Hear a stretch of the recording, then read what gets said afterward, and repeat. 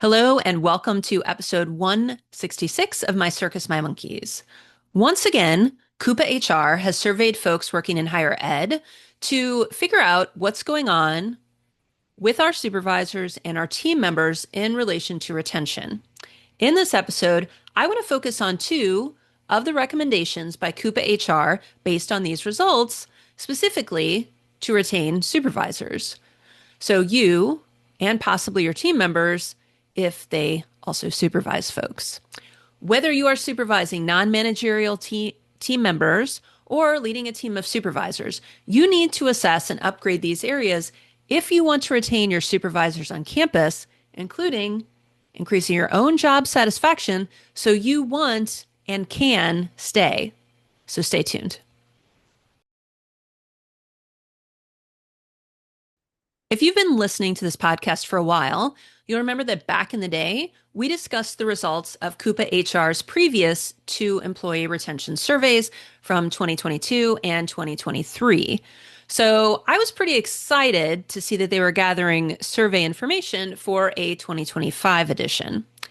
In September, they dropped the newest results, and if you want to get the full report, you can go to the CUPA-HR website and find that there. This survey looks at all employees, but specifically focuses on how supervisors are doing. So to kick us off, I want to share a few changes that they noted regarding supervisors now in 2025 versus the results in 2023. They found that supervisors are twice as likely to report difficulty taking paid time off. So 38% now versus 20% back then. Almost twice as likely to say that they can't even take breaks, and that's 23% now versus 12% 2 years ago. Supervisors, again, such as yourself, are more likely to have absorbed, I can say that word, the responsibilities of other staff who left. And this is a whopping 61% versus 48% in 2023. Supervisors are more likely to have experienced an increase in overall job expectations, not just absorbing other people's work. And that's, again, up to 64% versus 49% 2 years ago. Supervisors like yourself are more than twice as likely to be expected to respond outside of regular business hours. That is up to 42% today versus 19% back then. And supervisors, just like you, are more likely to say their job causes them to feel anxious. And that's a whopping 60% versus 45% 2 years ago. Yikes. Those are sure some fun changes, right? And I'm curious, as you're listening to those items, how many apply to you? When you think about the past 2 years, what differences have you noticed? Do you have fewer breaks throughout the day? How many responsibilities of other staff members have you absorbed? Are you straight up expected to do more than you were 2 years ago? Are you working longer hours? And are you feeling more anxious when you're at work or even when you just think about work? Now, interestingly, despite all these new exciting developments, the survey data also found that, and this is an exact quote from the survey, quote, "Despite overwork and rising expectations, supervisors are less likely to leave than other higher ed employees. Our survey found that increasing demands and responsibilities now positively predict overall employee retention, as opposed to being a negative predictor of retention in our survey 2 years ago." And I'm still quoting here. Why are added demands now seen as more positive than 2 years ago? It's possible that as higher ed fully emerges from pandemic era overwhelm, employees now see more responsibility as an indication of trust and a way to grow their careers, which is perhaps why supervisors in particular are less likely to look for opportunities. Context is critical. Additional demands and responsibilities are positive when they are viewed as opportunities. and rewarded and recognized as such, but negative when they are perceived as simply more work with little reward. End quote. And that was a lot to quote, but I just want to make sure that I wasn't paraphrasing, that I was just, that's what they said. Okay. Now, their interpretation that this change might be because y'all view, again, quote, more responsibility as an indication of trust and a way to grow your careers, but they're just guessing. And we know that because they start the whole thing off with, it's possible that. And to be fair, that may be true for some people. But if I had to create my own it's possible that statement, it would probably lean towards a few other factors that have been going on since the end of 2024. Things like, number one, you need to have energy to look for other jobs. It is a tedious and draining process. And if you're already completely overwhelmed and exhausted and working outside normal work hours, it is very possible you simply don't have the energy to look for another job. Another number two for me of it's possible that the current administration is not pro higher ed. So it is not a great market to be looking for a new job. Many institutions are facing layoffs or hiring freezes. So if you want to stay in higher ed, there's simply not as many options available. And even if you, with all your brilliance and wonderfulness, could get a job, like just objectively, it's possible that the story you're telling yourself is that right now you can't. So it's better to just stay put and hope things turn around. Thus, you don't look. And thirdly, if I were to guess why this is the case, because with all the cuts and attacks on higher ed, it is very possible that you and other supervisors may feel like it's your duty to stay and fight for your institution, your team, and your students. So many supervisors wonder, but what'll happen to my students or my team if I leave? And that's during normal times. But I think everyone is feeling this even more significantly right now with everything that's going on. But sure, it's possible that you also love all the extra work and responsibility that's making you anxious and eating into your free time. Now, the way this increased retention for supervisors is stated indicates that this is a positive change, right? Yay, our supervisors are staying put. But what the survey doesn't really address is exactly how productive you supervisors are in this awesome new environment, right? And just a quick reminder, when I talk about productivity, I am always talking about alignment with your goals, whether they be personal or professional.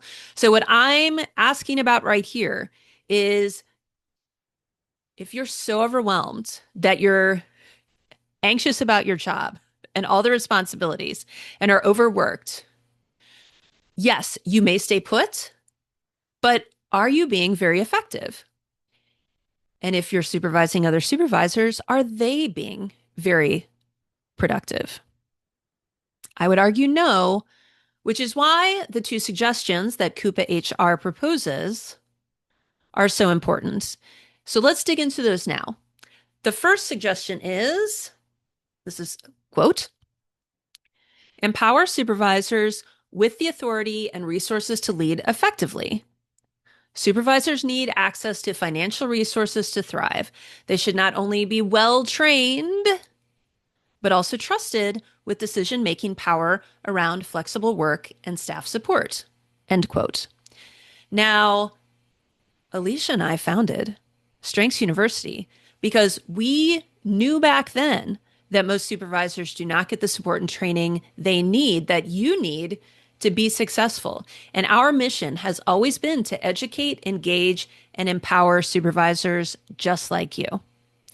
And you need financial resources to do that. Higher ed has been doing more with less for at least a decade now, probably two. And the question is, how exactly do the powers that be, and maybe that's you, expect fantastic results, expect excellence when you can't afford the right staffing, the right software, the right supplies, right training, etc. Many, many studies, you can just Google it. You can just Google it. It'll come up real quick. But many studies show that working harder, working more hours actually leads to diminishing returns. And just think about it like super simply. If you have a 2-hour project, it's pretty easy to dive in and focus the entire time to get great results. That is, if you're not already exhausted or are constantly interrupted. But if you're constantly going with little time to replenish your energy, you may be doing things. You probably are doing many, many things. But how effective are those things? If you're too exhausted to assess what you're doing, to prioritize, to make necessary adjustments, you are simply wasting your energy and time. Your team is probably wasting a ton of energy and time. And if you don't feel like you are empowered to prioritize, to delegate, or to lead your team in a way that might increase their productivity and well being, by the way, you're going to feel stuck. We constantly talk about developing leaders on campus, both for staff and for students. But to lead, you need to be able to make decisions. Too many folks need to run everything by their supervisors or the administration before they can move forward. And this not only slows everything down, but it also negatively impacts the trust that is necessary for you and your team to do great work. Okay, so that was the first suggestion.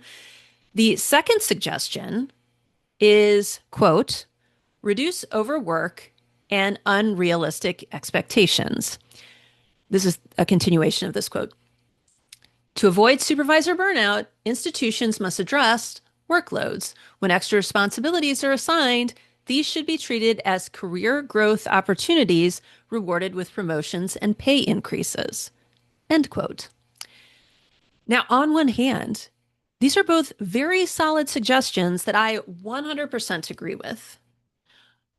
On the other hand, I had to stop myself from laughing several times as I was constructing this episode because they just seem so obvious to me. If you have unrealistic expectations, including expecting one person to do the work of multiple people, you are setting your team up for failure. In fact, you are setting yourself up for failure as a leader as well. I'm honestly not even sure how to expand on this, but we'll just keep it simple. If you have 3 people working in a department and one leaves, you need to reduce the amount of work expected from that department by a third. Now, if the loss is legitimately temporary, like you're immediately going to hire someone, then maybe it's okay. And maybe is like capitalized, underlined quotes. Like we really have to think about this. Maybe it is okay to have the remaining 2 people juggle some of those core responsibilities until that person gets replaced. If it's happening again quickly. Or if it's going to be longer, get a temp. Okay. But if this is a permanent or long-term change, if you do not decrease that workload, eventually all the work from that department is going to suffer.